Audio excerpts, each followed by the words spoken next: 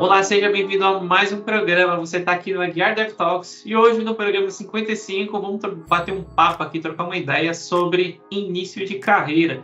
O que uma pessoa, né, que está numa posição aí de júnior, estagiário, pela primeira vez na sua vida, o que ela tem que fazer para poder crescer, para poder ser um bom profissional e aí já se tornar, talvez ser efetivada no estágio ou até mesmo virar um pleno aí. O que ele tem que fazer para ser um bom profissional? E aí trouxe aqui os meus hosts para trocar essa ideia aí. Vamos ver quais são os conselhos e dicas aqui que a gente vai descobrir hoje. E bora lá, seja bem-vindo aí. Como é que tá as coisas, Peixoto? Opa, tudo jóia. Geralmente quando começa o ano a gente tem aquelas resoluções, né? Nesse ano eu vou fazer tal e tal, não sei o quê. Carreira é a mesma coisa, né? Você começa a carreira, já tem que ir pensando ali o que você vai fazer para você alcançar seus objetivos. Exatamente, bora fazer as promessas aí, né? Bora cumprir as promessas, né? E aí? Importante, né? E aí, galera, vamos lá, vamos bater esse papo. Acho que aqui todo mundo já tem um pouco de experiência disso, né? Todo mundo passou dessa fase, então acho que vai ser uma troca bem interessante aqui de experiências e conhecimento. Maravilha. E antes da gente começar, não se esqueça de se inscrever no canal ou nos avaliar aí no seu agregador de podcast. Também acesse o nosso site, aguiar.dev.br, e bora começar o papo de hoje. E não esquece lá, redes sociais também, nos siga lá, Instagram e tudo mais. E para começar o programa sobre início de carreira no começo do ano, tem tudo a ver. Cara, queria ver com vocês, só tirando a dúvida aqui, vocês começaram por um estágio? Como é que foi que vocês começaram? Só para a gente saber aqui de cada um. Fala o Peixoto aí primeiro, por exemplo. Cara, nunca fiz estágio na vida. Assim, eu entrei meio que na sorte, assim, nessa carreira. Eu cheguei a fazer alguns trampos temporários, assim, de suporte e tal, mas, tipo, realmente bem temporário. Ali, você pega ali um projeto e tal, para fazer umas trocas de equipamentos, configurar e tudo, e depois encerrou o contrato. E aí eu entrei numa outra empresa que era para fazer nada a ver com TI e tal, mas eu já estava estudando. Na época eu estava fazendo curso técnico ainda. E, enfim, não podia ficar parado, né, com aquela coisa. Uma pessoa me indicou lá, uma amiga me indicou num trampo que era bem mais manual ali para fazer, trabalhar com documentação, uma coisa administrativa ali e tal. Só que, deu muita sorte ali, porque eu entrei lá e o cara que cuidava ali do TI, que era meio que um cara só ali na área, ele falou, você faz curso e tal, vem aqui que eu vou fazer um negócio, tô precisando de uma ajuda e tal, e eu acabei nessa daí sendo levado pra área, assim, mas eu nunca fiz o estágio e tal. É uma experiência que eu não consigo compartilhar com ninguém aqui, porque eu não tive. Não teve de estágio aí, mas com certeza, você, que nem você falou aí, né, apareceu a oportunidade.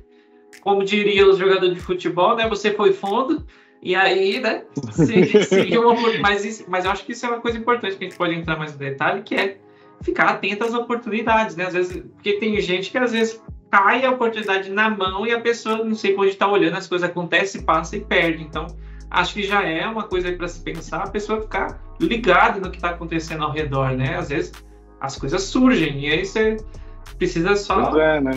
Você falar ali, tô estudando isso e tal, deixar aberto ali, porque de repente surge uma oportunidade, você tá num lugar que você nem imagina e cai lá. Então, assim, você tem esse foco, assim, né? Mesmo que às vezes o mundo tente desviar um pouco, você redireciona ali a rota ali e chega no objetivo, né?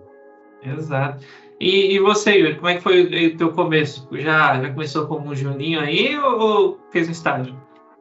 Cara, comecei com estágio de suporte, né, manutenção de PC, configuração, como o Peixoto falou, era na concessionária de carros, era estagiário meio período ali, estudava na faculdade, trabalhava nesse estágio lá de suporte. Antes de ir na faculdade, eu já gostava de mexer em computador, abrir, desmontar, então já ajudou na faculdade em si, você não vê essa área específica, mas você vê programação. Como eu já tinha habilidade um pouco de técnica, acabei entrando no estágio de suporte. E aí, pouco tempo depois, eu fui para outro estágio de programação em si. Só que é interessante porque você, no meu caso, por exemplo, eu estudava na faculdade programação em Java. Java, JSF, JSP, né, tecnologias bem antigas, mas... Então você era do time do Peixoto. Era do time que eu comecei com Java lá, nos primórdios. E quando eu quando apareceu a oportunidade do estágio de programação, era para ASP clássico. Né? Nada a ver com Java, mas mesmo assim eu meti as caras e fui. Não, bora. Se eu já sei lógica de programação, o resto a gente desvenda no caminho. E aí foi dessa forma, assim que eu entrei no estágio, comecei a estudar a linguagem de programação ASP clássico e fui desenvolvendo. Lá dentro em si, era para fazer manutenção de alguns sistemas legados com essa tecnologia. E quando eu tive a oportunidade de desenvolver coisas novas, já implementava com JSP, JSF, né, na época. E aí, como você falou, né, o Peixoto complementou, à medida que você vai fazendo seu trabalho ali, se faz um bom trabalho, você acaba sendo visto ali ao redor. Foi o que aconteceu comigo quando eu estava nesse estágio. Eu acabei desenvolvendo alguns sistemas interessantes lá na época, e existia no mesmo grupo dessa empresa uma fábrica de software. Ela é bem conhecida hoje, que ela mudou até de nome. Ela se chamava Synapses e hoje é a Activity. E ela era do mesmo grupo Endesa na época, dessa empresa que eu trabalhava. E aí um colega meu viu o trabalho que eu fiz e me convidou para trabalhar nessa fábrica de software. E aí eu fui para a entrevista lá e disse, olha, aqui a gente não desenvolve nem Java, nem ASP Classic. Aqui é ASP.NET, com C#. E eu, bora, beleza. Entrei sem saber de nada, mas aí você vai estudando, vai desvendando e aí você vai desenrolando. Então, acho que tem muito dessa característica também para a gente deve, né? Não se apegar a uma só caminho, a uma só tecnologia, ter a mente aberta. Nem sempre o que você sabe hoje é o que vai vingar no futuro. Então, tem a mente aberta para você ir desvendando aí os caminhos. Eu acabei desvendando esse caminho e aí, né, tô até hoje nele, né? Talvez por sorte ou não, mas ainda tô com o C#.NET desde dessa época. Isso é interessante. Aí eu vou até... acho que negociação, né? Saber vender o peixe. Nosso peixe é algo importante. Saber negociar. Estar atento às oportunidades, como vocês falaram. Né? Pô, tava ali fazendo um bom trabalho, né? Deixar que infelizmente, a gente sabe que tem alguns... Talvez tecnologia, pelo menos pela minha experiência, não sinto que seja assim, não que não tenha, né? Mas acho que não é tanto assim, que tem algumas áreas um pouco mais competitivas, a ponto de pessoas jogar um jogo meio com alguns golpes baixos, vamos dizer assim, tentar passar rasteira no coleguinha, ganhar no trabalho do outro. E eu falei, não, tecnologia não tenha, mas assim, tenho contato com pessoas de outras áreas onde isso é muito mais comum. Então, não sei dizer, mas... o que eu queria comentar é que assim, né, sobre negociação, sobre fazer um bom trabalho, além de fazer um bom trabalho e estar ali sendo visto, né? Cara, eu vi um corte de algum podcast vocês já viram aquele comediante Paulinho Gogó da Praça é Nossa? Então, eu vi um corte de um podcast onde o Paulinho Gogó estava dando uma entrevista lá explicando como que ele entrou, como que ele conseguiu o trabalho dele na praça. Mas resumindo, meio que, eu não lembro a história na íntegra, mas ele não podiam pagar ele, ou não podia pagar o valor que ele deveria receber e tudo mais. Eu não sei se tinham demitido, se ele já estava, tinham demitido pessoas, eu sei que estava na negociação de valor. E aí, dentro dessa negociação, ele prometeu umas coisas, assim, do tipo, não, pode deixar que os meus patrocinadores vão arcar com custo disso. Acho que era hotel, passagem aérea, esse tipo de coisa. Aí ele falou, não, vocês só me pagam tal coisa e todas essas outras coisas que normalmente o estúdio pagaria, ele falou, os meus patrocinadores pagam.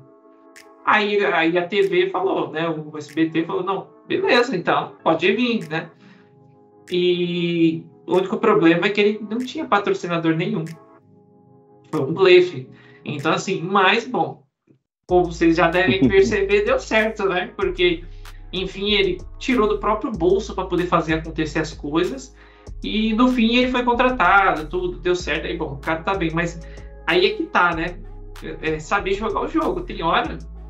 Não, é que assim, é complicado. Você não pode mentir numa entrevista, né? Eu acho que você pode dizer, às vezes, assim, cara, não sei, mas vou aprender. Mas eu acho que em certas ocasiões talvez isso valha, sabe? Tipo assim, cara, eu já vi muita gente assumir alguns papéis, assim, que ele tinha uma noção, mas tipo, ele não sabia o suficiente. Mas a pessoa foi atrás e fez acontecer. Então eu quero saber o que vocês acham. Começa aí, Peixoto, dando sua opinião. O que você acha desse tipo de correr esse risco? Você acha que vale a pena? O que você pensa disso? Cara, eu acho que é complicado, assim, não tem uma fórmula também, né? Eu acho que você depende ali do momento, né? Igual, você dá um blefe desse aí, você vai trabalhar, às vezes, só para ganhar experiência e não vai receber. Mas qual que é a situação que você tá? Você tem condições de bancar isso, se isso ficar aí por quanto tempo, né? A gente sabe que no Brasil aqui as desigualdades, não é todo mundo que vai ter uma grana ali para se bancar sozinho e tal, né? Se você tiver essa oportunidade, talvez seja um caminho ali para começar. Porque eu acho que o mais difícil no começo é que, assim, você não tem experiência.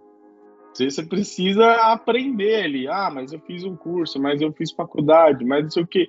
Beleza, o dia a dia é outra coisa, né? Que você vai ter ali desafios, você vai ter que resolver num determinado time box, que você vai ter que resolver uma coisa ali que você, às vezes, nunca nem ouviu falar. Você não sabe o que vai ser o próximo desafio amanhã ali na sua empresa, né? Então, jogar esse jogo ali pode ser um tanto arriscado. Então, assim, ver bem, né, o quanto que você está disposto a assumir riscos. Acho que faz parte do processo e tudo mais, né? Eu tive eu não fiz estágio, mas eu cheguei a fazer algumas entrevistas para estágio, assim. Eu lembro de uma vez que, tipo, eu fui para uma empresa que já era para alguma coisa direcionada de tecnologia e tal, mas eu cheguei lá, era um negócio totalmente de eletrônica e tal. E, assim, não sei que filtro que fizeram lá para me chamar e tal. O salário era legal, assim, comparado com o que eu tinha naquela época. Eu tinha zero experiência naquilo. Só que aí, aquela coisa, você pesa, eu vou ganhar mais hoje, mas vou sair da minha área e tal. E a minha escolha naquele momento falou, não, eu acho que eu consigo segurar mais um tempo aqui, ainda mesmo onde eu tô, recebendo menos, mas tô num caminho que leva para onde eu tô pensando hoje e eu consegui fazer essa escolha, né? Talvez, em algum momento, a pessoa tem que tomar essa decisão ali, porque aquela grana vai fazer totalmente a diferença na vida dela e isso vai ter que ir para um outro caminho. Então, assim, acho que é pesar, né? Não tem... É que a gente fala, né? Depois você vira sênior, tudo depende, né? Então, eu acho que isso também acontece com esse tipo de decisão. Depende. Qual que é o risco? Que situação que você tá? Você consegue bancar, arriscar desse jeito? Então, você tem que avaliar isso daí no seu caminho. E você, Yuri? O que você acha? Yuri vai com tudo, ele tem cara de que arrisca. Cara, eu concordo em boa parte com o Peixoto, sabe? Às vezes o pessoal fala assim, esse meme aí do quer virar sênior, fala e depende. Mas a galera sênior não fala depende porque eles gostam, não. Eu acho que é porque pelo know-how da experiência que ele tem, ele consegue ver tantas variáveis que existem que tudo depende das decisões ou do caminho que você quer seguir. E para a carreira é a mesma coisa. Por exemplo, vou falar da minha experiência, porque minha experiência, no meu momento de vida, na época que eu vivi, era uma coisa. Não pode não servir como conselho para hoje ou para determinada pessoa. Mas na minha época, eu fazia como você falou, era a UI. Se a empresa dizia assim, não, aqui a gente programa em ASP clássico. Eu não sei, mas eu digo, vamos lá, não tem problema nenhum, desenvolvo de boa. Eu me lembro, cara, das duas oportunidades que eu fui, dessas duas que eu citei, basicamente, da de ASP clássico e de ASP.NET, o C#. Eu não sabia de nenhuma dessas tecnologias quando eu passei na entrevista. Quando eu fui trabalhar no primeiro dia, na verdade, quando eles me informaram que eu tinha passado, foi quando eu fui na internet, atrás de um curso de livros para poder ler, para poder aprender, para poder começar a trabalhar. Então, eu atuei dessa forma. Mas como o Peixoto falou, você quer arriscar nisso? Dependendo da pessoa, você pode se frustrar lá no trabalho. Pegar um problema grande, você não consegue, o seu time vê que você não foi adequadamente selecionado para a oportunidade e acaba acontecendo o pior, que é você sendo demitido. Você saiu de onde você estava para arriscar e acabou sendo demitido porque não correspondeu às expectativas da empresa. Então, isso é risco. Tem risco. Por que eu fazia isso? Porque eu acreditava no meu potencial. De quando eu entrasse lá, eu ia conseguir resolver os problemas, ia estudar, ia ir atrás e ia desenvolver isso daí. Isso no começo, nos meus estágios, e agora depois de sênior, quando eu tive a oportunidade de mudar de empresa, aconteceu também. Por exemplo, na época não existia, mas hoje a gente tem clouds providers de nuvem, né? As famosas clouds aí. E quando eu fui para uma determinada oportunidade, precisava ter conhecimento em Azure, a nuvem da Microsoft. Eu não tinha conhecimento nem experiência. Trabalhava com servidores antigos ou até com sistemas legados, né? Um Privacy aqui, os servidores local. E eu dizia, vamos, não tem problema. O que aconteceu? Eu entrei na empresa, estudei e ainda tirei uma certificação da Azure, né? Então, assim, você tem que saber a sua capacidade. Se você acha que você é capaz de entrar lá e conseguir administrar um problema que você ainda não sabe, vá com tudo. Mas eu conheço pessoas que arriscaram e não corresponderam, né? Então depende de pessoa para pessoa. Você tem que se conhecer primeiro antes de você jogar num jogo arriscado, né? Então acho que essa, assim, é o depende, né? Depende da pessoa, né? Então é a palavra muito real. A galera tira meme, mas é muito verdade. Tudo depende, né? Conhecer primeiro antes de se arriscar. Não faz sentido, porque até pensando aqui, se você for considerar quem sabe, ela vai ter que se doar, sei lá, 50% para entregar um bom trabalho. Você que não sabe vai ter que se entregar 100%, você vai ter que gastar mais energia para entregar o que é esperado, se comparado com quem já sabe. Então, assim, também, tipo, vai se arriscar, mas saiba que é viver fora da zona de conforto, né? E vocês comentando aí também, eu lembrei de uma coisa. Até uma coisa que meu pai que me ensinou, né? Da gente sempre tentar fazer alguma coisa diferente, alguma coisinha um pouco a mais, que querendo ou não, isso traz destaque, isso chama atenção, né? Então, porque tem muita gente que fica muito naquela linha também do só vou fazer o que eu sou pago para fazer. Que, assim, se você for analisar friamente, errado não tá. Se você é pago para fazer A e eu fizer A, beleza. Só que concorda que você está fazendo algo na média, no comum. Então, o comum não chama atenção, concorda? Então, assim, e aí, uma coisa que meu pai me ensinou e tal, ele sempre comentou de fazer algo a mais, um pouquinho além, né? Só que eu também vi exemplos ruins desse além ao longo da minha carreira, né? Então, assim, eu vi os bons, eu vou dar um exemplo bom de alguma coisa que, por exemplo, eu mesmo fiz. Eu lembro, fora do horário de trabalho, não ganhei a mais para isso. Na verdade, eu fiz, tipo, acabou, foi de graça, foi algo para resolver um problema do trabalho. Não estou dizendo que todo mundo tem que fazer isso, tá? Mas eu investi um tempo porque eu sei que haveria um reconhecimento. Vou fazer isso o tempo todo? Não, né? São momentos. Então, o que eu tinha um problema e uma dor lá que tinha na empresa, eu fiz um programinha besta para poder resolver aquele problema, só para resumir a história. E, poxa, resolveu o problema de algumas pessoas ali, foi muito top. E tipo, não recebi um aumento nem nada, mas naquele momento eu chamei a atenção, eu mostrei que eu me importava. Tem que no radar, né? Exato. É mesmo, eu não gosto muito da conotação da frase, porque me lembra uma conotação que foi a primeira vez que eu ouvi, que era algo ruim. Que era, se você não é... Como é que é? Quem não é visto não é lembrado. Se não é visto, não é lembrado. Porque me remete muito a um ambiente muito, muito disputado, muito tóxico, que as pessoas meio que passam em cima das outras, mas não é nesse sentido, né? Eu acho que a gente tem que jogar limpo. E aí, mas eu vi o outro lado ruim, que aí eu vou contar o lado ruim e aí vou jogar para vocês, que é a minha opinião de vocês. Que é o cara fazer de tudo para poder chamar a atenção. Que é o exemplo, o cara trabalhava nas férias. Aí, tipo assim, pô, a performance do cara tava lá em cima. A gente falava, caramba, mano, o que esse cara faz? Mas o cara trabalhava nas férias, o cara trabalhava fora do horário. Então, assim, por um lado, fica difícil competir com uma pessoa assim. Só que aí também não é justo, né? Só que aí, tipo, eu também, que faço as minhas 8 horinhas, fazer um esforço a mais, eu acho que é saudável de vez em quando, justamente por isso. Mas partir para algo assim, acaba que você até meio que pode trazer uma cultura ruim para o local, né? Porque olha lá, porque pensa, se o chefe acostuma com a pessoa trabalhando o dobro, ele recebe o dobro e paga a metade e continua assim, e ele começa a cobrar todo mundo de fazer o mesmo. Já viu o inferno que vai virar? Pro chefe, né? É o mundo perfeito para ele.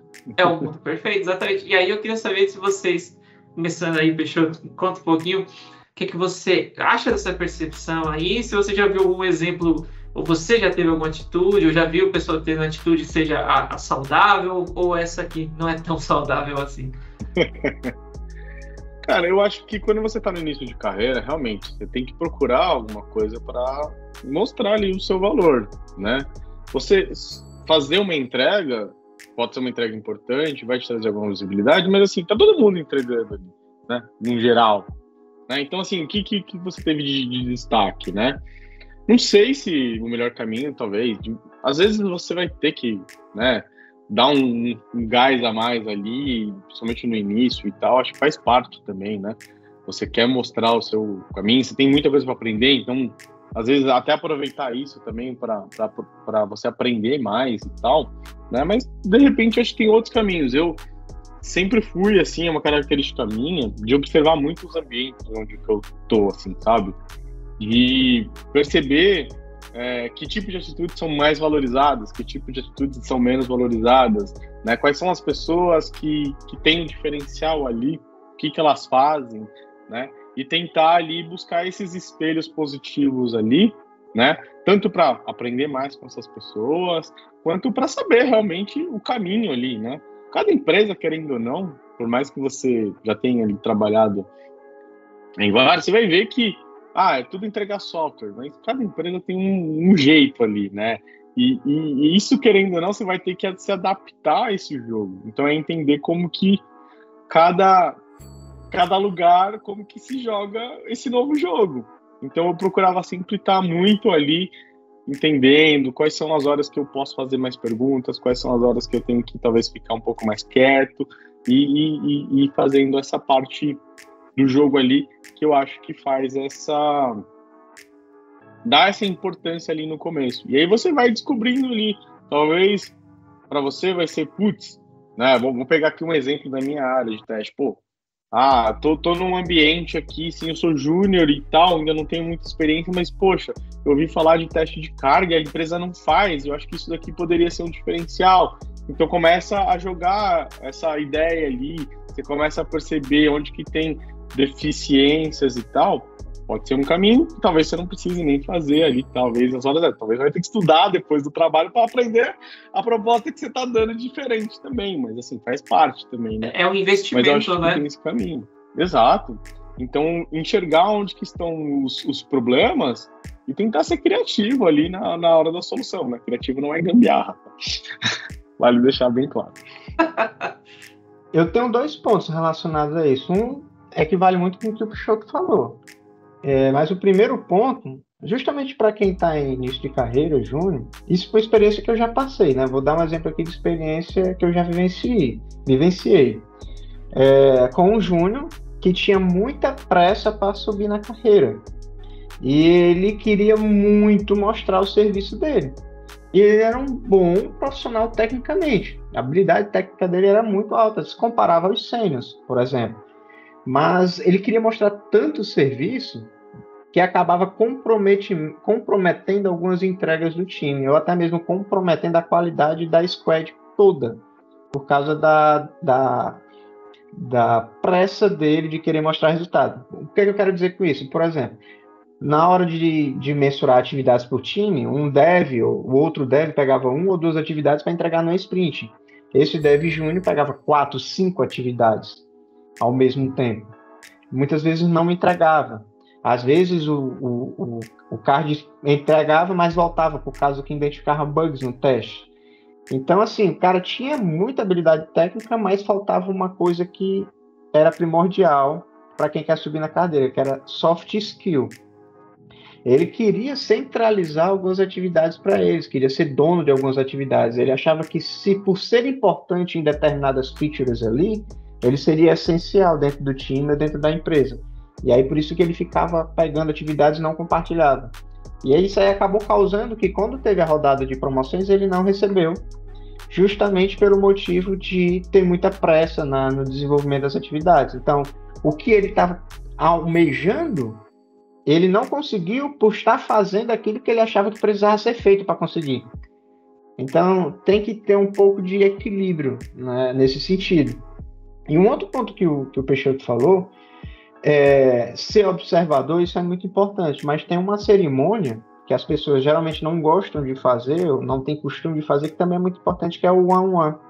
Então, você chamar uma pessoa para conversar, cara a cara. Né? Então, algumas empresas não têm essa cultura, algumas pessoas têm receio de fazer isso. Mas essa cerimônia, esse evento, essa reunião, ela é muito boa para você entender que expectativas a empresa espera de você. Se esse júnior tivesse feito um one-on-one com o sênior teria dito para ele: vá com calma, entregue com qualidade, tente se integrar com o time antes de entregar atividades. Né? Ô Yuri, explica só um pouquinho melhor qual é o objetivo do one-on-one. Cara, o objetivo do one-on-one é você alinhar expectativas com alguém que tem um pouco mais de experiência do que você. Basicamente, nas empresas você faz nesse sentido. Então, geralmente você faz um one-on-one com o seu chefe, com o seu líder, ou com uma pessoa que você se identifica que você almeja chegar lá. E aí, basicamente, nessa reunião, você chama a outra para conversar e diz: cara, como é que eu faço para ser como você? Isso é um exemplo, entendeu? E o cara diz: cara, para você fazer, você tem que, na empresa aqui, você tem que se dedicar a fazer assim, você tem que, como o Peixoto falou, fazer mais do que só suas atribuições, mas manter a qualidade. Você tem que prospectar novas tecnologias e apresentar aqui no time. Você tem que ir para retrô e interagir com o produto ali, propor melhorias. Isso tudo a gente acha que não surte efeito, mas você está sendo visto pelo time, visto pelos gestores. E aí acaba que dando um feedback positivo para você lá na frente. Então, o one-on-one, ele faz com que uma pessoa que tenha mais experiência traga para você o caminho das pedras. Você saber como você deve trilhar. Isso foi importante para mim, né? Geralmente nas empresas que eu atuava não tinha essa rotina, essa cerimônia, e hoje em algumas empresas já tem. Isso é importantíssimo, você sentar e a pessoa disser: cara, você está indo muito bem, só tem um feedback positivo de você, continue assim. Aí você sabe que você está seguindo o caminho certo. Mas quando você está seguindo o caminho errado, como esse exemplo do Júnior que eu falei, uma pessoa mais experiente iria colocar ele num caminho correto. Cara, faz assim que seria melhor. Então são dois pontos que são muito importantes. Você não tentar correr, tentar achar que fazer do que você está pensando é o certo para você conseguir subir na carreira. E o outro é você observar, como o Peixoto falou, ou conversar, para você realmente saber quais são as expectativas que a empresa tem para você seguir na carreira. Então, tente conversar, tente fazer uma cerimônia de one-on-one, tente ser mais observador antes de você botar na sua cabeça que é assim que tem que ser feito para conseguir. Vai acabar causando o mal que você não quer. Yuri, eu acho que em cima disso aí que você falou, né, realmente eu vim trabalhar numa empresa que tinha cultura, e eu nem estava lembrando disso aí, realmente eu acho muito importante. Mas eu acho que deram um nome agora, né? Talvez alguns lugares meio que nós fazíamos isso, né? Na época onde a gente estava todo mundo no mesmo escritório, que era o quê? Pô, parou ali para conversar, tomando café, tá ali, sei lá, foi guardar a marmita na geladeira, trombou com outra pessoa, começou a trocar ideia.